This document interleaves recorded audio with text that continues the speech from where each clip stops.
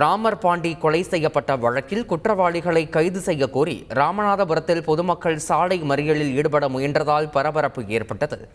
மதுரை மாவட்டம் மேலா அனுப்பானடியைச் சேர்ந்த ராமர் பாண்டி வழக்கு ஒன்றிற்காக கரூர் நீதிமன்றத்தில் ஆஜராகிவிட்டு வீடு திரும்பிய போது மர்ம கும்பலால் கொடூரமாக வெட்டி படுகொலை செய்யப்பட்டார். ராமர் பாண்டியை கொலை செய்த குற்றவாளிகளை கைது செய்ய கோரியும் குற்றவாளிகளை குண்டர் சட்டத்தில் வழக்கு பதிவு செய்ய கோரியும் பரமக்குடி 5 முனை பகுதியில் பொதுமக்கள் சாலை மறியலில் ஈடுபட முயன்றதால் அங்கு போலீசார் குவிக்கப்பட்டனர். கள்ளக்குறிச்சி மாவட்டம் திருக்கோவிலூர் அருகே பேருந்து நிலையத்தில் விவசாயியிடம் கைவரிசை காட்டிய நபரை பொதுமக்கள் பிடித்து தர்ம அடி கொடுத்தனர்.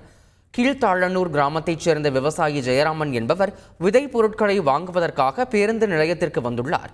அப்போது விவசாயியை நோட்டமிட்ட நபர் ஒருவர் சட்டை பையில் அவர் வைத்திருந்த 2500 ரூபாய் பணத்தை பறித்துச் சென்று தப்பி ஓடினார்.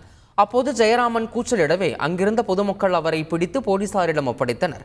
இது தொடர்பாக போலீசார் விசாரணை நடத்தியதில் பிடிபட்ட நபர் அரியலூரைச் சேர்ந்த ரவி என்பது தெரிய வந்தது.